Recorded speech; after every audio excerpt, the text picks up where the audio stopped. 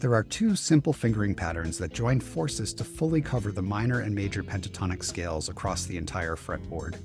You can learn them in a few minutes and you'll never need to consult a scale diagram again. As a bonus, you can make simple adjustments to these patterns to get the blues and hexatonic scales basically for free. In this video, we'll cover how to instantly find the major and minor pentatonic scales under your fingers no matter where they are on the fretboard, how to make the pentatonic scales sound like music, how to instantly turn the pentatonic scale into the major or minor blues scale as well as the minor hexatonic scale, and how to fluently move within these scales both up, down, and across the fretboard. In a previous video, we observed that the minor pentatonic scale is a 2-note per string pattern that repeats every 5 strings. It only seems more complicated than that because of the warp between the G and B strings, which is due to a quirk in standard tuning. We could pull out each of the 5 pentatonic forms by selecting 6 strings and shifting over the notes on the top 2 strings by 1 fret. Equivalently, we can repeatedly shift this global pattern up a string set, taking the warp into account. It's important to remember that any part of a geometric pattern that crosses the warp between the G and B strings is shifted by 1 fret. If any of this is unclear, check out the video linked above and then come back. The repeating pentatonic pattern is best thought of as being made up of 2 components, which I call the rectangle and the stack. If we had many more than 6 strings and they were all tuned in fourths, we'd have a simple alternation between the rectangle and the stack. The biggest difference between playing the minor and major pentatonic shapes is which note is the tonal center or the root of the scale. In the minor pentatonic, the tonal center is in the upper left corner of the rectangle and the middle right of the stack. For the major pentatonic, it's in the upper right corner of the rectangle and the upper left corner of the stack. The other intervals in each shape are different, and it's worth knowing how they relate to the tonal center. For example, if you're playing the minor pentatonic scale over a major chord as you would in a blues setting, you want to know which notes are the flat thirds, and you want to give them a little bend to push them into the gray area between the flat third and the natural third. Both of these shapes show up in all 5 pentatonic patterns, although they are sometimes skewed by the warp between the G and B strings. But by using the rectangle and the stack, you don't need to memorize these patterns explicitly. Here's how to use these patterns to build up a pentatonic scale across all 6 strings, no matter where your fingers are. First, find where the tonal center is under your fingers. This is the most important note, and you can easily build the scale around it. Once you have the root, overlay either the rectangle or the stack, depending on which finger is on the root. Then, to move across the strings, simply alternate rectangles and stacks. Let's look at some examples using the A minor pentatonic scale across the entire fretboard. Often when we improvise, we target notes on the top 3 strings, so I'll show you how to build an A minor pentatonic scale for every A note on the G, B, or E strings, using just these 2 simple patterns. The first A is at the 2nd fret of the G string. Assuming our first finger is on that fret, we'd lay down the minor rectangle like this. And then we could move into stacks on either side, being careful to take the warp between the G and B strings into account. This ends up reconstructing form 5 of the pentatonic scale. If instead we had started on the 5th fret of the E string with our 3rd finger, we'd lay down a minor stack, and then alternate the rectangle and stack to complete the pattern. What if it had been our 1st finger on the 5th fret A note?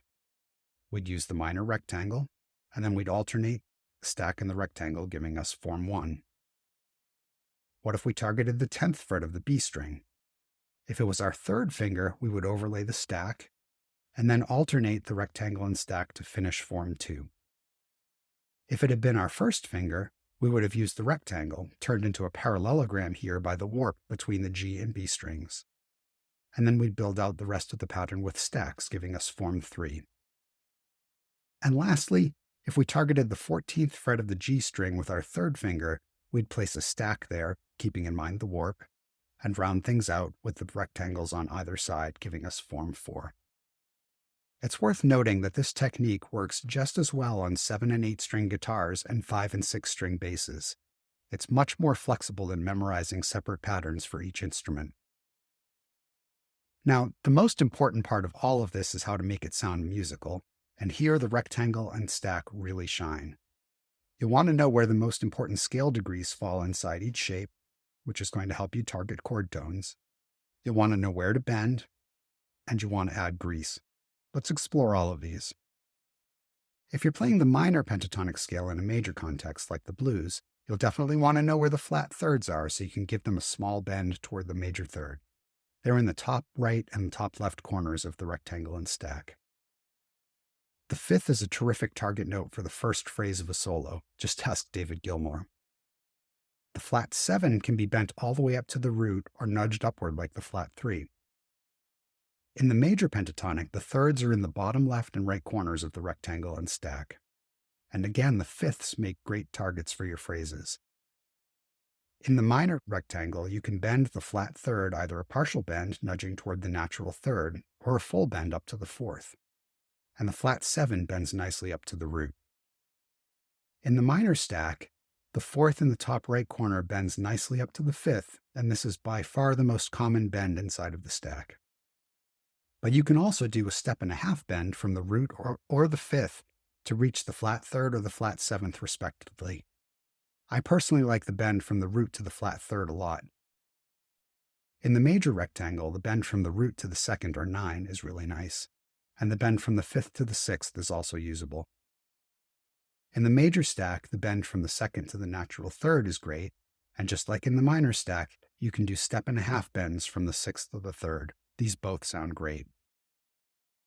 Even if you're picking good targets and playing all the right notes, it will sound a lot better if you add some grease. Slide into a target note at the beginning of a phrase, and slide out or play a quick fall-off at the end. Use hammer-ons, pull-offs, slides, and bends inside your phrases, and vary your picking dynamics. This, much more than quote-unquote breaking out of the box, is what's going to make your phrases sound great. If you're thinking in terms of rectangles and stacks, it's very easy to extend the pentatonic scale to the hexatonic and blues scales. The geometric shapes for the minor and major blues scales are identical. We simply add a note in the bottom of the stack and just to the left of the rectangle. In the minor blues scale, that blue note is the flat 5th, and in the major blues scale, it's the flat 3rd. The minor hexatonic scale doesn't get discussed very often, but it's a fantastic scale to have in your bag of tricks. It adds the natural 2nd or 9 to the minor pentatonic scale, which shows up inside the rectangle and just to the left of the stack. The only time the natural 2nd would sound bad is if you were playing in a Phrygian context, which has a flat 2nd. It's a great note to emphasize to add the tiniest bit of tension in a phrase. When we add the natural 2nd, the tonality is still slightly ambiguous, which the ear likes. It could be Dorian or it could be Aeolian, but since you never play the 6th, we just don't know. There are 3 main ways to move up and down the fretboard using the rectangle and the stack, and they're easy, medium, and slightly harder. The easiest and most common way to move between pentatonic forms is to ride the diagonal of the stack. Since the bottom left note and the top right note in the stack are exactly an octave apart, stacks connect to each other diagonally.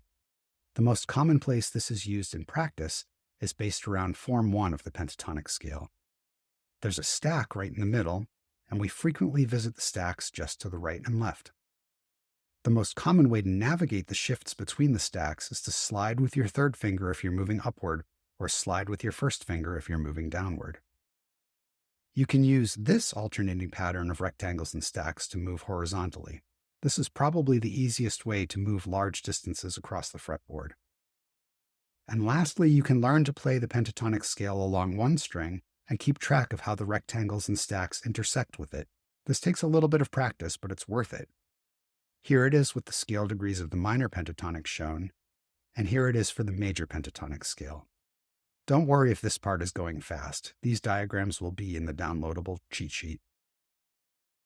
One last thing to mention is that the rectangle is the key to unlocking 6 of the major scale modes.